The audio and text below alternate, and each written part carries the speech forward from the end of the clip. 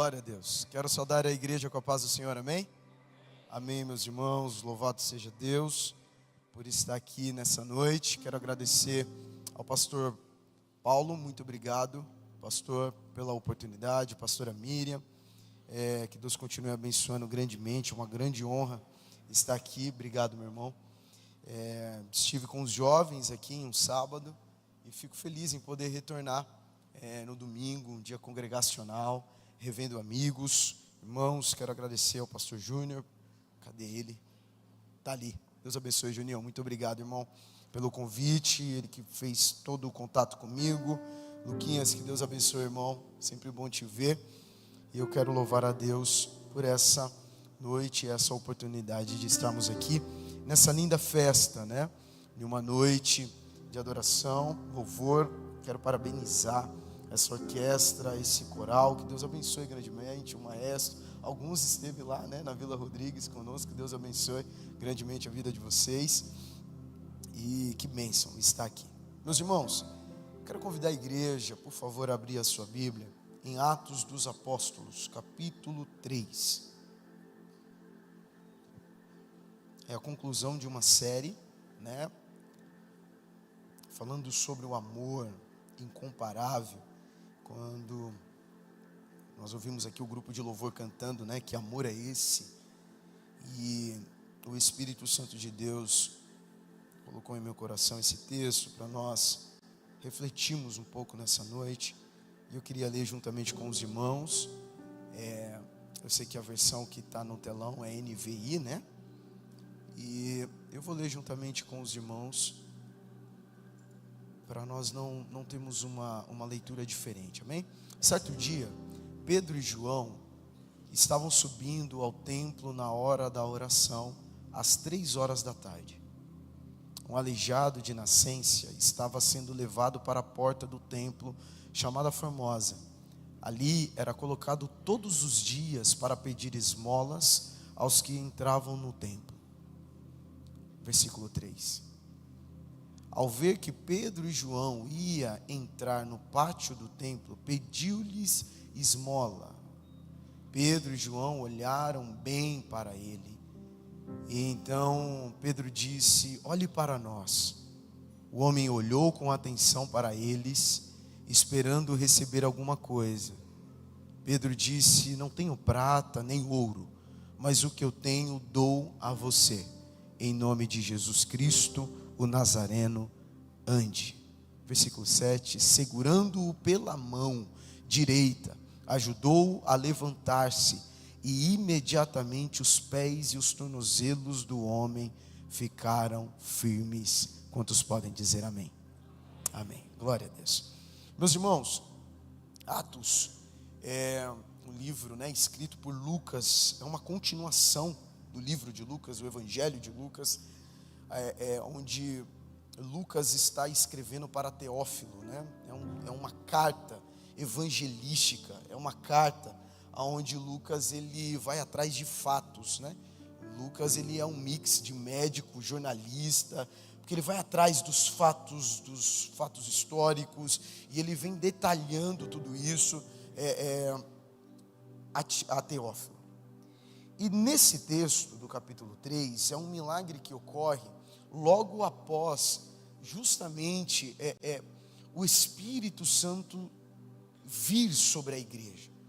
E quando o Espírito Santo de Deus vem sobre a igreja, trazendo esse apoderamento do Espírito, por isso que Jesus, quando está com a igreja no capítulo 1, ele fala, né? Não saiam daqui até que o Espírito venha sobre vós, porque o Espírito Santo é Ele que nos capacita, é Ele que nos dá autoridade, é Ele que nos dá ousadia, é Ele que nos traz a consciência do amor de Cristo, de Deus, sobre as nossas vidas. E refletindo sobre esse texto, eu me lembrei de um livro chamado Caçadores de Deus, do Tommy Tenney. E ele vai falar sobre exatamente uma geração que clama por uma diferença entre aqueles que pedem pelas mãos de Deus e aqueles que buscam a face de Deus. Há alguns que buscam as mãos de Deus, e buscar as mãos de Deus são aqueles que buscam as suas bênçãos. E Tommy Tenney fala que justamente esses que buscam as mãos de Deus são aqueles que buscam esmolas. Mas aquele que tem a totalidade do banquete, daquele que contempla a totalidade da mesa posta, são todos aqueles que buscam a face de Deus. Porque aquele que busca a face de Deus, busca e procura pela presença de Deus. E eu creio, louvado seja Deus por isso, que eu estou diante de uma igreja que busca a face de Deus. Aqueles que não buscam pelas mãos, somente pelas suas bênçãos, mas pela face de Deus. E aqui, Pedro, João, aplicam exatamente a essência desse contato daqueles que estão fora com aqueles que têm um contato com Cristo, contemplando a face de Deus. A Bíblia inicia falando sobre Pedro e João, e fala do horário, e eu quero que vocês gravem justamente esse capítulo 1, porque nós iremos voltar, tanto Pedro, quanto João, e quanto ser às 3 horas da tarde, né, a hora 9ª da oração. Porque aqui tem um coxo, e esse coxo, Lucas detalha que ele é um coxo desde o ventre da mãe. Eu sou pai de 3 crianças, sou casado há 7 anos com a Michele, eu tenho a Elisa de 5, eu tenho o Benjamin de 2, e eu tenho o Estevão de 6 meses. E eu vivo exatamente as 3 fases do desenvolvimento do andar. Eu tenho a Elisa que a cada dia está mais rápida. E aí fica calmo que eu não machuquei o tornozelo correndo atrás dela. Mas ela está ficando rápida correndo. Cada dia, cada vez mais rápida. Eu tenho o Benjamin de 2 anos que está começando a pegar segurança para correr. Mas ele ainda é meio desastrado. Vira e mexe, ele corre, olha para trás, quando vê, é a parede que está na frente dele, e aí a gente tem que ter cuidado. E por outro lado, eu tenho o Estevão, que está surpreendendo toda a família, porque ele com 6 meses, ele está começando agora a ficar, pastor Paulo, sentado, coloca as 2 mãozinhas no sofá e levanta com as pernas. 6 meses, fazendo isso. Esse coxo não viveu isso. Esse coxo, ele não correu. Ele não teve a mãe, o pai correndo atrás dele.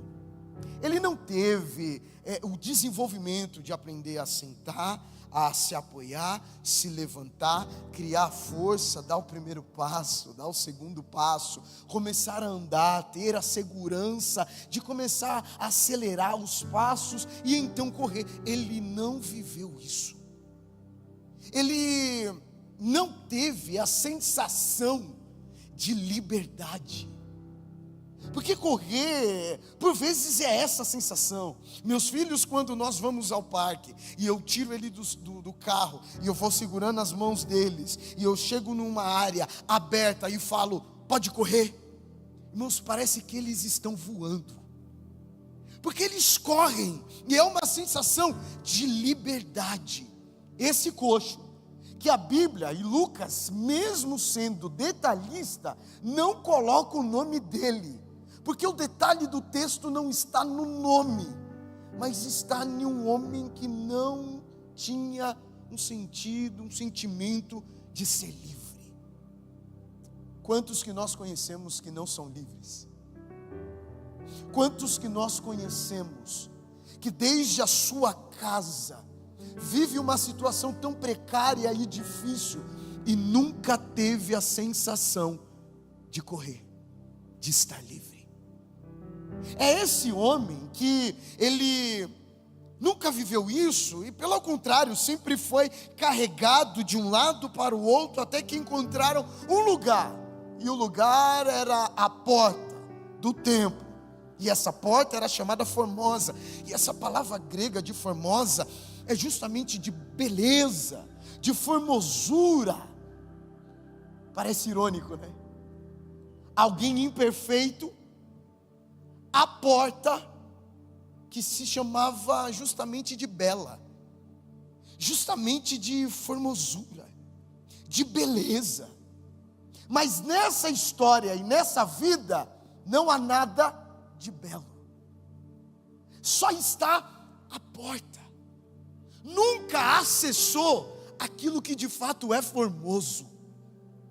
Nunca viveu, sentiu o gosto, teve a oportunidade, teve o sentimento de viver realmente algo belo, algo formoso. Talvez você conhece alguém assim. Talvez é alguém que está aqui hoje assim, que foi colocado somente à porta. Mas nessa palavra grega de formosa, há algo belo que um dos sinônimos dela é a hora certa. E eu amo isso porque Deus ele não erra na sua hora. Eu amo isso porque o meu relógio pode se equivocar. O seu relógio pode se equivocar, mas a hora de Deus não. A hora do nosso Senhor, ela não há equívocos, não há erros. Então sim, eu estou aqui já falando com ousadia no Espírito Santo de Deus. Eu estou aqui para te dizer, hoje o Senhor separou a data certa e correta para mudar a tua vida, mudar a tua história, mudar a história da tua casa e de todos aqueles que estão em tua volta. Mas é um homem que só está à porta. Ele ainda não acessou isso. Ele está dia após dia somente sobre a porta. É dia após dia olhando pessoas entrando e saindo e pedindo esmola. Pessoas que até vêm, até tem um certo acesso de ver aqueles que estão no fluxo, que vivem o bem, que vivem as bênçãos de Deus, mas que não consegue acessar. Ele está à porta, mas é na hora certa, porque nesse momento que ele está, passam dois homens, Pedro e João. E Pedro e João, quando passam, eles olham para esse homem pedindo esmolas. Lembra que eu falei no começo da ministração para nós gravarmos o versículo 1? Porque vai falar que Pedro e João subiam junto ao templo a hora da oração, a nona. E na Bíblia não tem coincidências. Lucas detalhar às 3 horas da tarde, que é justamente o horário que Jesus morre.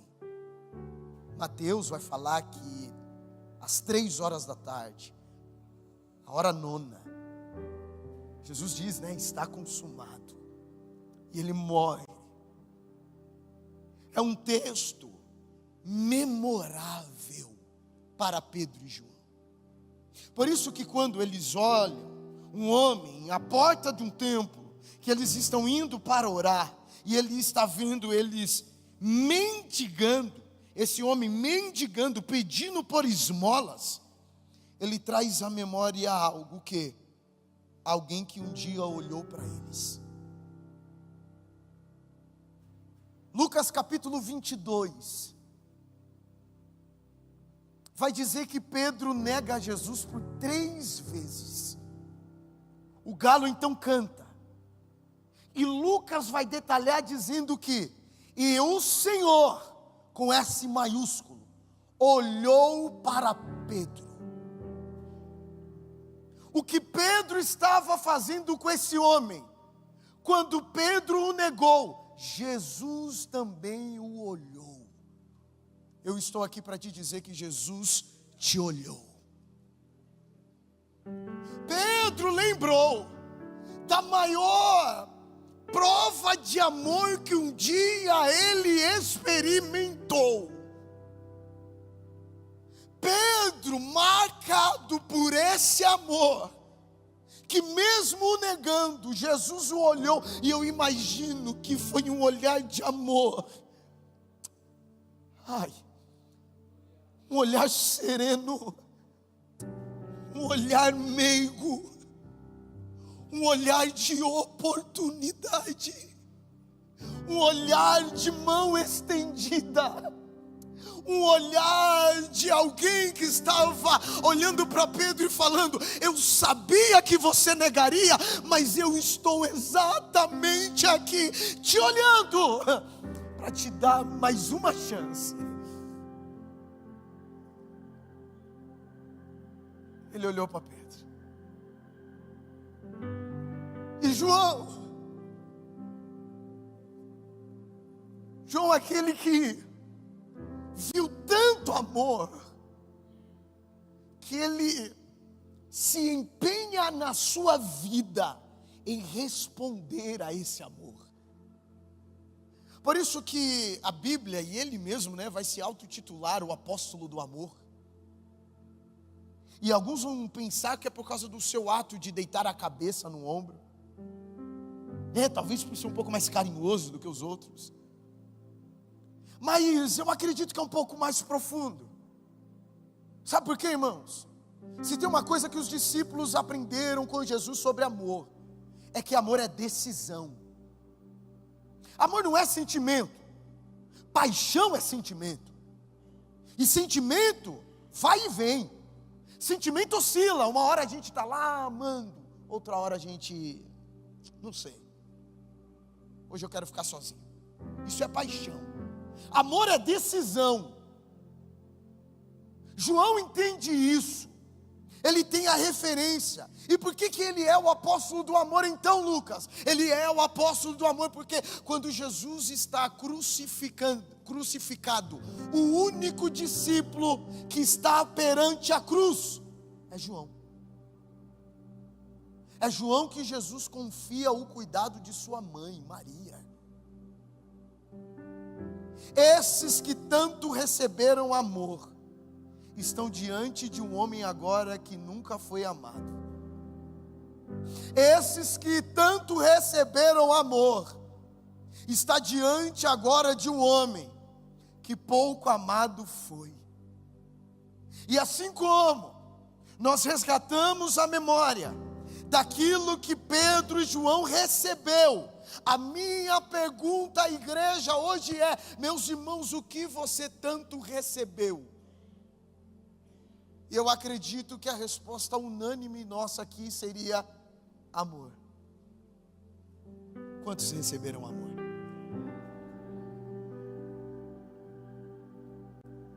E talvez, irmãos, às vezes nós entramos na nossa rotina religiosa, que nós esquecemos de onde Ele nos tirou. Às vezes estamos tão acelerados, não é? Porque São Paulo não para. A gente estuda, nós trabalhamos, nós temos rotina na igreja, nós servimos, nós temos as nossas obrigações, nós temos que ser os melhores pais, as melhores mães, temos que ser os melhores filhos, nós sonhamos, e por vezes esquecemos do amor que recebemos. Mas nessa noite Jesus parou tudo para te trazer a memória do tanto que Ele te amou. Será que você pode lembrar de onde Ele te tirou? Será que nessa noite, hoje, eu já posso ver lágrimas caindo?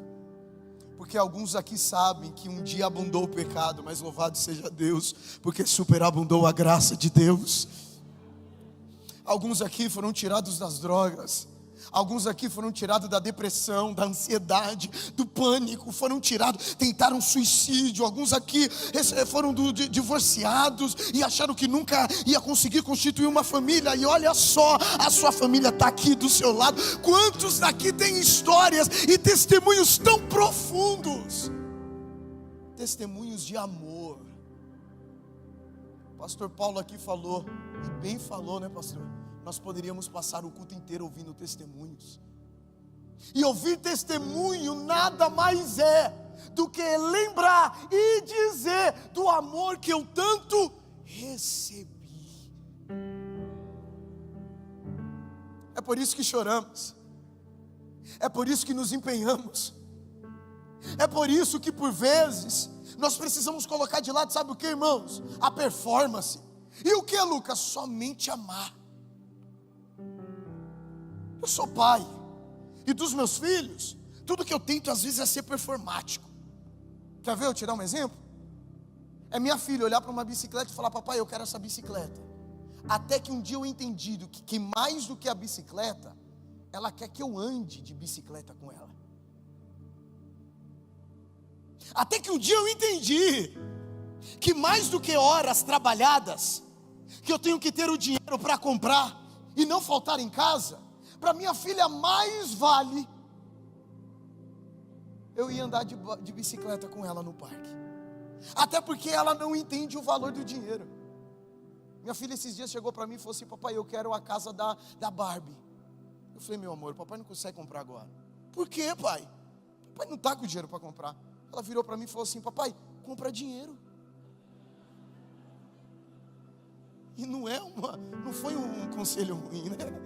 Os investidores aqui vão concordar. Compra dinheiro, papai. Porque para ela o dinheiro e uma pedra é a mesma coisa. Talvez Deus hoje não está procurando uma performance, mas filhos que o respondem em amor. Talvez Ele não está procurando aqui todo um ritual, tudo, não. Mas talvez somente filhos que querem responder em amor a Ele. Porque aquele que tanto recebeu, temos a entregar. Pedro e João muito têm para entregar. Irmãos, nós aqui, pentecostais clássicos, por vezes estamos tão presos à manifestação do Espírito Santo de Deus, que esquecemos daquilo que é tão simples. O que, Lucas? Amar. Às vezes, meus irmãos, mais do que nós falarmos em línguas, fluirmos nos dons, mais do que nós orarmos pelos enfermos, Paulo vai dizer que acima disso tudo prevalece o amor. Quem nós temos amado? A quem nós estamos olhando?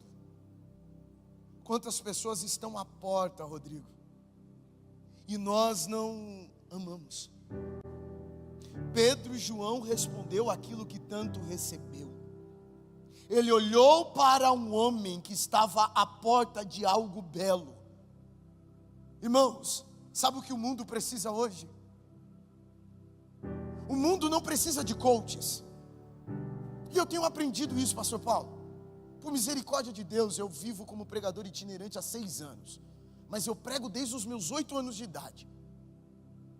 E há 6 anos atrás, comecei a me encantar pela teologia, pela filosofia. E fiquei cego, pastora Miriam, porque eu fiquei lendo e relendo e ouvindo e assistindo e querendo ver tantos filósofos e pregadores, e deixei de olhar alguém que tanto me ama. Sabe quem? Meu pai. Meu pai, pastor Railson. Um pastor de 1,60 m, baiano, do sul da Bahia. Ele tem um ensino fundamental incompleto, mas que quando abre a Bíblia para pregar, ele chora nas suas pregações. Alguém que não está tão preocupado com a exegese, mas eu sei que nas madrugadas ele está com o joelho dobrado falando: Senhor, obrigado por me amar. Talvez hoje o que nós mais precisamos não é de tanto a manifestação como nós queremos e desejamos, mas mais do que isso, hoje talvez o convite do Senhor para nós é: ame, porque eu vos amei. Ame aqueles. Paulo vai dizer que a nossa guerra não é contra a carne, mas contra principados e potestades. O problema não é o seu chefe. O problema não é o teu marido. O problema não é o teu filho que não é crente. O problema são principados e potestades. E o homem? Eu amo. E o filho? Eu amo. Por 4 anos me dediquei a cultos de libertação. Há 4 anos me dediquei de segunda a segunda em cultos de libertação. Hoje eu vivo um tempo de plantação de igreja. Mas por 4 anos eu vivi isso. E nesses 4 anos, irmãos, eu vi muita coisa. Vivi muita coisa, porque cresci vendo do meu pai isso. E jovem, menino, né? Tudo que eu queria era isso. Eu cheguei em um momento de orar e falar assim: Deus, que mande endemoniados para a igreja. E Deus ouviu, cada culto levantava um. Até que um dia eu estava orando, e o Senhor falava assim: você pede tanto, mas ama pouco. Porque eu olhava para a manifestação do inimigo, mas eu não olhava para a pessoa. Até que um dia que eu lembrei de onde Deus me tirou. Uma irmã estava na igreja e ela trouxe a sua tia. Pediu oração ao final do culto. Pastor Silas, quando eu orei, ela caiu endemoniada. E naquele momento eu não consegui tirar os meus olhos daquela mulher. Não da manifestação, da mulher. E a minha oração agora não foi ao inimigo: demônio, saia. Não. A minha oração foi: Jesus, essa mulher deve estar sofrendo tanto. O que ela está sofrendo, Jesus? Ela está à porta de um templo. Liberta ela, Senhor. Liberta essa mulher. Quantos em nossa volta precisam de libertação? Quantos em nossa volta precisam ser amados? Por isso que Pedro e João, olhando para ele, Pedro e João não tem outra resposta a não ser dizer: eu não tenho prata, eu não tenho ouro, eu não tenho a esmola que você tanto quer, mas eu tenho algo. Aquilo que eu tenho eu te dou. Em nome de Jesus, o Nazareno, anda. Só que não acaba aqui. Porque se existe algo que Jesus ensinou aos discípulos, é não somente, Juninho, dizer, mas é viver intensamente os milagres. Lucas, como assim? Marcos capítulo 2 vai falar sobre um leproso. Jesus vê esse leproso, e esse leproso chega a Jesus e diz: Senhor, eu sei que se o Senhor quiser, o Senhor pode me limpar. Marcos vai dizer o seguinte: Jesus, enchendo-se de compaixão, olhou para ele, disse para ele: eu quero. E que mais, Lucas? E tocou o leproso. Irmãos, os leprosos nessa época, eles eram deslocados da sociedade, eles eram retirados da cidade, e eles retirados, eles não recebiam amor, eram afastados de sua família. Há quanto tempo alguém não tocava aquele homem? E o tocar aqui não é Jesus relar. Essa palavra tocar aqui é cingir, é se envolver. Jesus está falando para alguém aqui hoje: eu não quero só um milagre na tua vida, eu quero me envolver na tua vida. Por isso que Pedro e João, Pedro não tem outra referência. A referência de Pedro é: eu não somente declaro, eu me envolvo. Por isso Pedro estende as mãos. Pedro tem um ato de amor, de estender a mão e levantar aquele homem. Logo que aquele homem recebe um ato de amor, a Bíblia vai dizer que os seus nervos, as suas pernas, os seus ossos, os seus músculos se fortalecem. Ele então levanta, e então ele salta. E aqui há algo poderoso, irmãos. Antes de todo esse milagre acontecer, há algo pontual. Assim como Pedro olhou e João olhou, Pedro e João disse: olhe para nós. Esse homem levantou a cabeça, dá um salto. Aqui há algo poderoso, porque aqui é uma palavra profética que o Senhor está dizendo para nós hoje. Tem gente aqui que vai saltar na vida. Tem gente aqui que Deus vai acelerar processos da sua vida. Aleluia. Porque esse homem, ele dá um salto. Aquilo que você achou que era tempo perdido, o Senhor está dizendo: vou eu recuperar de uma forma tão rápida e ágil, para que o meu nome seja glorificado.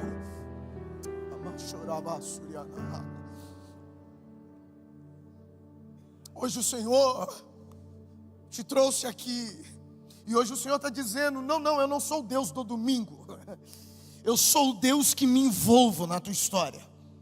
Porque aqueles que querem somente as mãos são aqueles que se satisfazem somente com as esmolas. Mas hoje o Senhor levanta uma igreja faminta, que quer a presença, a face de Deus, que quer se levantar, que quer saltar e proclamar a toda a Alphaville, Barueri, dizendo àqueles que precisam: eu recebi amor de um Deus tão poderoso, que eu quero te amar em nome de Jesus. Só tenho a entregar aquilo que tanto recebi. Quantos aqui receberam amor? Antes de nós orarmos, você pode colocar a mão no seu coração, fechar os seus olhos por um minuto e começar a lembrar da tua história.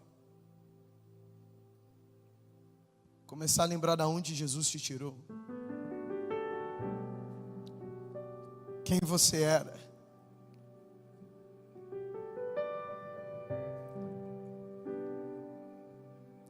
Lembrar os nossos irmãos que estavam no retiro, o que Deus fez nesse retiro. Os nossos irmãos que estão na nave da igreja. Os nossos irmãos da orquestra, do coral. Lembrar dos milagres e da graça que nos alcançou, que nos colocou aqui.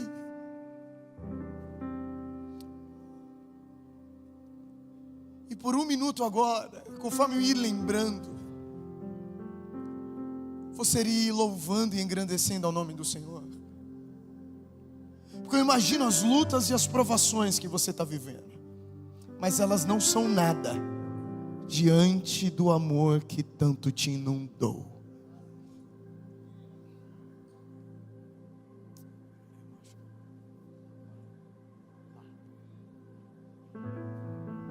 Isso, comece a exaltar o nome dEle, a glorificar o nome dEle. Comece a exaltar, como a nossa irmã, que o testemunho dela aqui não foi que ela ganhou um carro novo, um trabalho novo, mas ela estava agradecendo a Deus porque ela voltou a falar em línguas estranhas. É esse tipo de louvor e de adoração, agradecer a Ele, porque a graça, o seu amor nos alcançou.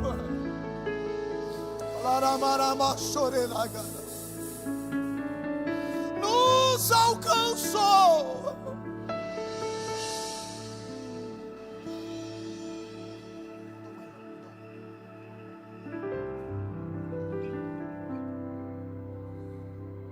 Isso. Então vou levantar as minhas mãos e louvar, pois tudo que tenho é um aleluia,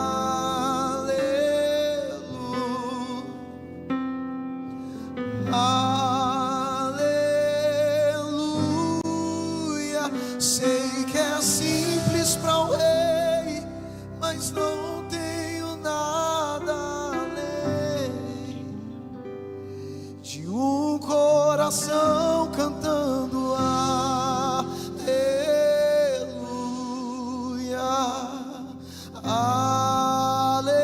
Você pode levantar as suas mãos e cantar mais uma vez? Então vou levantar as tudo que tenho é o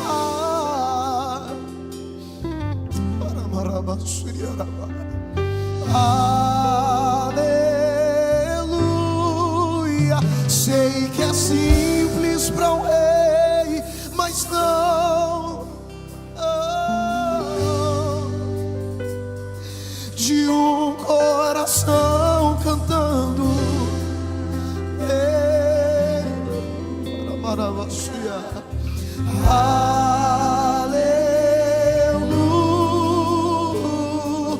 Quantos podem por um minuto somente glorificar a Ele? Somente por um minuto exaltar a Ele, por um minuto glorificá-lo, porque a graça te alcançou, e aonde abundou o pecado, superabundou a graça. E é por isso que estamos aqui hoje, é por isso que exaltamos a Ele, é por isso que dizemos, é por isso que falamos e anunciamos do amor que nos alcança.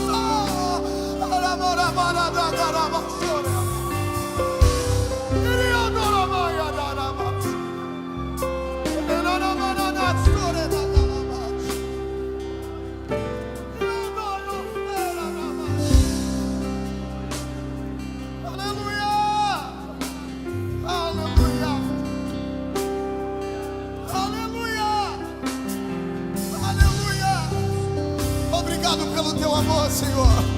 Obrigado pelo teu amor, Senhor. Obrigado pelo teu amor, Senhor. O Senhor está renovando vidas aqui hoje. O Senhor está renovando almas aqui hoje.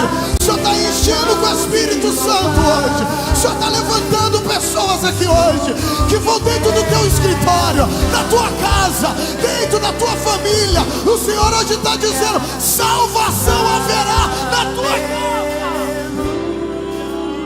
Sei que é simples para o rei, mas não tenho nada. Se coloque de pé adorando a Ele. Se coloque de pé adorando a Ele, exaltando a Ele.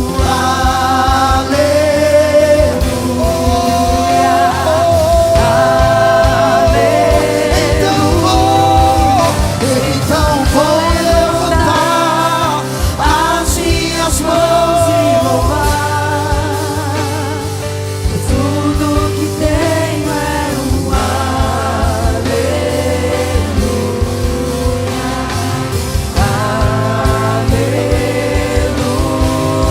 Sei que é simples para um rei, mas não tenho nada além de um coração cantando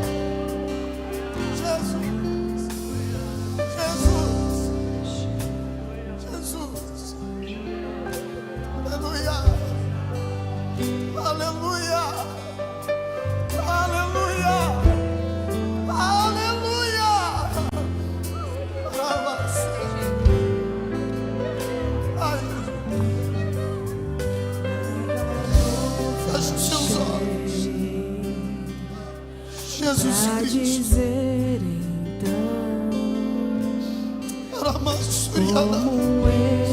Cante conosco essa canção e logo em seguida eu já vou orar. Isso, vem grupo de louvor. Posso até cantar, Aleluia, alguma canção que vai acabar, mas a sua não. Então vou levantar as minhas mãos e louvar, pois tudo que tenho é um aleluia,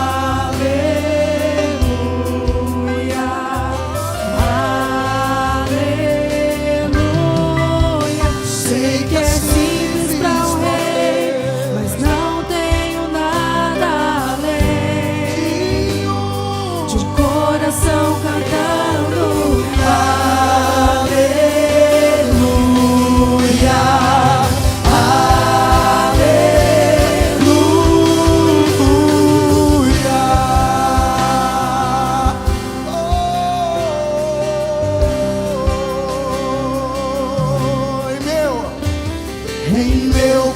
coração. Não se envergonhe, cante essa canção. Eu sei que há fôlego nesses pulmões. Vamos, louve ao Senhor. Quem muito amou, quem muito foi amado Em meu coração, não se envergonhe, cante essa canção. Pois sei que há fôlego nesses pulmões. Vamos, louve ao Senhor. Em meu coração, em meu coração, Não se envergonhe, cante essa canção. Pois sei que há fôlego nesses pulmões. vamos, louve ao Senhor.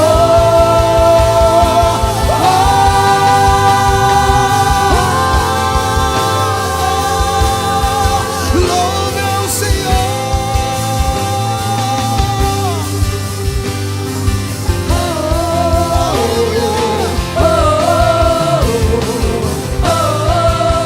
Só a igreja cantando, só a igreja. Então vou levantar.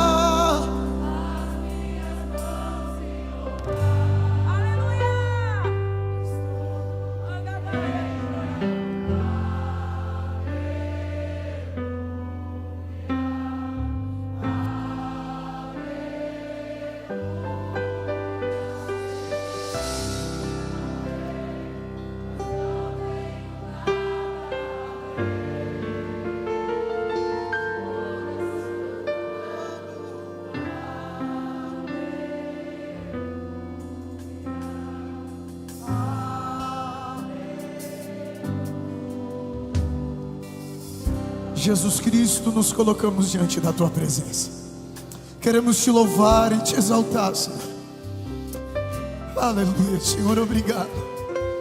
Porque um dia, Senhor Jesus, a Tua graça nos alcançou. Os nossos olhos foram abertos e vimos e contemplamos o Teu amor, a Tua graça nos inundando, Senhor Jesus. E aonde abundou o pecado, superabundou a Tua graça, que nós estamos aqui hoje. Eu quero Te agradecer por isso, porque o Teu amor incomparável nos alcançou. E agora, Senhor Jesus, eu clamo a Ti, que assim como o Senhor veio sobre a igreja, assim como o Senhor levantou a igreja, para Senhor Jesus dizer aos coxos que estão à porta do templo, aqueles que estão lá fora, Senhor Jesus, meu Pai, que há formosura, beleza, presença plena do Teu Espírito, esperança e liberdade na Tua casa. Que nós possamos amá-los, que nós possamos em ousadia clamarmos e glorificarmos, e Deus, Senhor Jesus, em Teu nome, amar aqueles que estão lá fora. E assim como no dia de Pentecostes, que todos estavam reunidos no mesmo lugar, e de repente eles ouviram um som, como de um vento veemente e impetuoso, e começaram a ver línguas repartidas como de fogo. E a Tua palavra diz, Senhor, que o Teu Espírito encheu toda a casa. Todos foram cheios, todos foram cheios. Enche-nos com Teu Espírito, para que possamos amar aqueles que estão lá fora. Se você crê nisso, feche as tuas mãos, dê um abraço em quem está do seu lado e diga: eu te amo no nome de Jesus. Eu agradeço a oportunidade, em nome de Jesus. Amém.